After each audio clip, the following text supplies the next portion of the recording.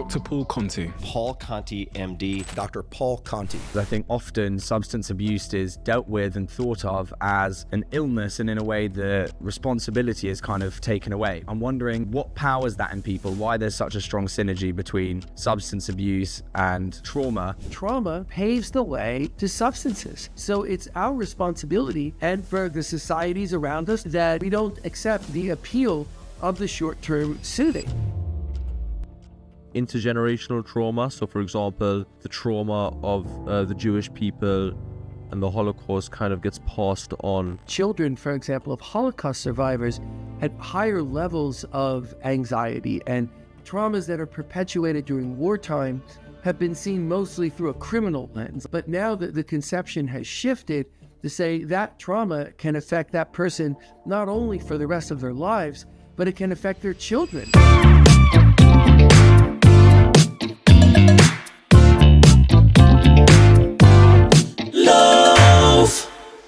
Thank you. Yeah, I think the question for me, something that learning more about mental health really taught me, is to be significantly more forgiving with people about the way they act because of the understanding of where it comes from. But then to build on the agency thing, I wonder where you think and how far it comes in responsibility. Because just to give a personal example, when I was younger, I had a friend who had quite a traumatic childhood, and as a result, acted out in certain ways with drinking, with behavior towards his friends and such forth. And we all stuck by him for a long time and eventually made the decision that we could no longer be friends with him effectively because of sort of these repeated cycles of behaviors. And I was wondering where you think responsibility should come in from the individual person's perspective when it is trauma that's causing it, and yet nonetheless there's sort of a cycle of events occurring, if that makes sense. Sure, we absolutely have responsibility for ourselves. I believe that as a society, we could, would, should shoulder greater responsibility for each other. Non-destruction coming first, perhaps. But yes, despite what society may or may not be doing for us, we have responsibility for ourselves. So if we are not doing well, functioning well, if a person thinks, I'm drinking too much and I'm not really being a friend to my friends, and actually I don't feel very good physically, I'm out of shape, I don't have much energy, and maybe that makes me more irritable and more likely to make decisions that aren't healthy for me and for other people, we have responsibility to look at ourselves and to think about that. I mean, the law holds us responsibility, legally, our medical legal traditions, tell us how we're responsible for ourselves. The idea that, well, I'm not responsible for that because I was drunk is not an answer. It's like, well, you should have thought, before getting drunk, or thought about where and how much to get drunk. We bear responsibility for ourselves. And, society certainly doesn't help us by perpetuating stigma and conceptions of how we work, how we function that are not accurate. What can lead us forward is compassionate curiosity, that for us to be compassionate about ourselves and others, which doesn't mean that we're not saying, hey, I bear responsibility for myself and you do for you. I mean, compassion isn't saying, oh, let's let anything go, right? It's a process of inquiry that can let us then think, what is going on with me? When might it have started? How is it getting worse? What might I do about it? What are other people around me noticing? This is how we get to the point of agency and gratitude, the places that we truly want to be. And there are ways to do this. In September, I released a series of 4 podcasts with the Huberman Lab platform, and they've done extremely well. And one reason they've done so well is they present, here's how we can think about ourselves. It's not as if, our mental health is a black box, but boy, we understand the knee, so we can get an x-ray and we can look at it, or we can do physical therapy, or we can operate. The same principles are true of our mental health, that we can understand how we work. We can have a route of inquiry in front of us that helps us take compassionate curiosity and make of it understanding and change.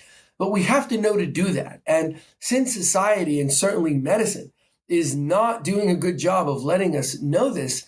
The idea was to put it all out there so that we can access it ourselves and it can help us take responsibility for ourselves. I think it's like you say about being open. The first step is really gaining that awareness of asking yourself those questions. Why am I drinking? Why am I acting like this towards my friends? Why do I want to be like this? Right. Something that might hinder that, and which I relate to feeling, is your concept of blinders in your book, which is the idea that trauma puts up walls within your brain and shuts certain things out for certain reasons, as a comfort, maybe as a decision-making mechanism. So for somebody who's looking to take the blinders off and start to be truthful with themselves about their trauma, about why they might be acting the way they are, what can we do to begin to open up our own mind and speak to ourselves? So one thing that anyone can do, and it doesn't require even insurance, it doesn't cost money, doesn't even have to require other people, although it can, is the process of a life narrative. We don't know what we've missed. As you said, we can't look on the other side of the blinders if we don't know that they are there. And thinking about our lives, constructing a life narrative, it may seem very simple, but so many of us don't do this. And we might say, well, my life narrative is I was born here and I was raised there and then I went this place or that place. No, I mean a real life narrative of how we feel about ourselves. And the story I most commonly tell, because I think it's so striking, is of a young woman who won an award in high school. And it was an award that said, hey, you're smart and you're capable. And it was very, very encouraging, right? And it gave her a set of thoughts that felt good about herself, that she can go make something of herself in the world, and that there was some faith and confidence in her. And even though she didn't come from a place that gave her a lot of advantages, she saw the award as really an endorsement of her. And then after having been through some very significant traumas, and it wasn't even many years down the later, but a few years down the road, she saw that in a very, very different light. And if you asked her about it, she would talk about it as if it were an insult and a mockery, that here was this award given to someone who can't make anything of herself, almost to say, well, this is the best you're ever going to do. Right? And she saw it in a way that was tinged with bitterness, and it was very depressive and really had hopelessness flowing through it. And she didn't realize, did not understand, did not remember that she had thought of the award differently. Now, if this can happen in such a clear way, something so important in someone's life, and not that many years from the feelings and thoughts they had about it, what else is happening in us, in so many of us, where we lose the thread of our own lives? And if we write a life narrative, what were things like when I was younger? Who were the people in my life? How did I feel? How was I treated? What did I do? Where did I go? When might things have changed inside of me? And people around us can help. If we've written diaries, for example, that can help us, or people who know us well can help us. And it's from the perspective of a life narrative that we can really sort of put the rubber to the road of that curiosity within us. And a realization may happen, for example, that, after college, I got that first job and, things kind of changed. I wasn't out in the world. I wasn't meeting as many people. And, I started to think of myself differently, and it wasn't really dating. And, sometimes a person can realize, oh, things really changed. What might have happened?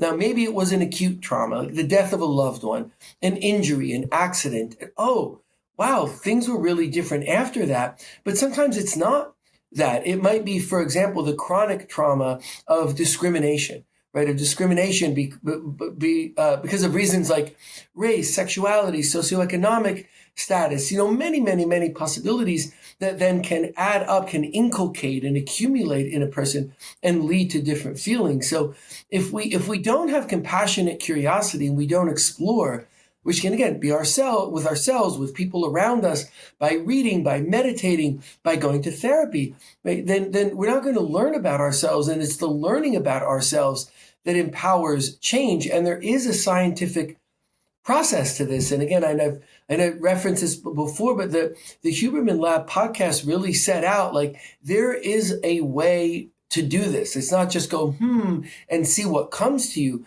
but there are ways of understanding ourselves that we can use to learn. And I keep anchoring all the time to change, that this isn't esoteric. It's not pie in the sky. You know, I have a clinic with 30 something people here, and we are in the business of empowerment. I mean, we're based in New York and in Portland, Oregon.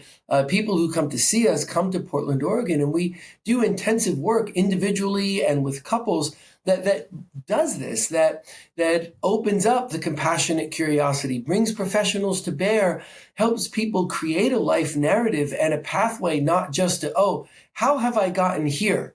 But if you can see how you've gotten here, then you can make the map, right, of where you're going from here. So I want to emphasize that it's very practical. And, you know, this business of empowerment, you know, we can do a lot of it on our own. And I try and set forth in the book and in podcasts, including podcasts like this, how we can do that. Ever shown up to the beach with a big bush, getting rejected left, right and centre, so you have to walk away with your pubes between your legs? Then get yourself a Manscaped and rule the beach. Wear your shorts with no shame. Get the Performance Package 5.0 Ultra now with a discount code LOAF to get a full 20% off, so that your baguette leaves no crumbs. Hey guys, hope you enjoyed the clip from our interview with Dr. Paul Conti. Drop a like and subscribe for more content. If you have any thoughts, leave a comment down below. If you'd like to check out the full interview, you can click right here. Stay tuned for more.